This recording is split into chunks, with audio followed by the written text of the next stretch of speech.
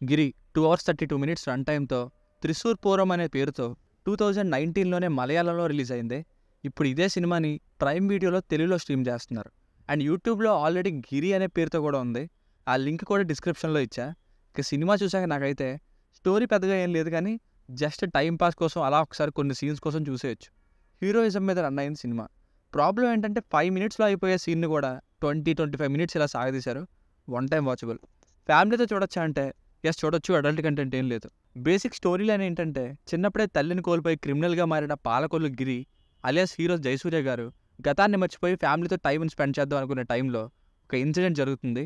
అప్పుడు ఏం జరిగింది, ఆ ఇన్సిడెంట్ ఇతని జీవితానికి ఎలా అడ్డుగా మారిందన్నది సినిమా. ప్లస్ పాయింట్స్: సినిమాని డీసెంట్గా చైల్డ్హుడ్ స్టోరీతో డీటెయిలింగ్తో స్టార్ట్ చేసిన విధానం, ఆ తర్వాత హీరోయిజంని రేస్ చేస్తూ ఇచ్చిన powerful introduction scenes, fights.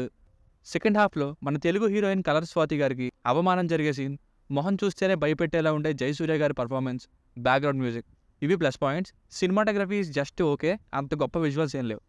Minus points: సినిమాలో ఉన్న అతిపెద్ద మైనస్లు 2 ఉన్నాయి. 2019లోని సినిమా అవడం వల్ల ఏమో స్టోరీ ఇక్కడ కూడా అదే అయ్యప్పనం క్వశ్చన్ స్టోరీనే. హీరోని విలన్, విలన్ వచ్చి హీరోని ఒకరి మీద ఒకరు ఏదో ఒక విధంగా హర్ట్ చేసుకుంటూ ఫైట్ చేసుకోవడమే సినిమా. కావాలంటే మీరు చూడండి, సీన్స్ మీద రన్ అవుతుంది, స్టోరీ అంటూ ఏముండదు. ఇంకా చెప్పాను కదా స్టార్టింగ్లో 2 hours తేలిపోయే ఈ సినిమాలో అలా ఏదో ఒక సీన్ని సాగదీస్తూనే వచ్చారు. మొత్తానికి రన్ టైం అయితే 2.5 hours పైగా అయింది. ఫాస్ట్గా వెళ్తున్న ఫీలింగ్ అయితే రాదు. అదే స్టార్టింగ్ 40 minutes అయితే పరిగెడుతుంది సినిమా. ఇవే పెద్ద మైనస్లు. సో ఫైనల్గా మూవీకి వర్డిక్ట్ ఏంటంటే కొంచెం సాగదీస్తున్న ఫీలింగ్ వస్తుంది, పర్లేదు, కొంచెం ఓపిక పడతాం, రొటీన్ స్టోరీ అయినా సరే అనుకుంటే యాక్షన్ కోసం, హీరోయిజం సీన్స్ కోసం ఒకసారి ట్రై చేయొచ్చు. It's one time watchable film. దీనికి రేటింగ్ వచ్చేసి ఇది నా ఒపీనియన్ 2.755. మీకు కనుక రివ్యూ నచ్చినట్లయితే మరిన్ని రివ్యూస్ కోసం మన ఛానల్ని సబ్స్క్రైబ్ చేసుకోండి. Thank you.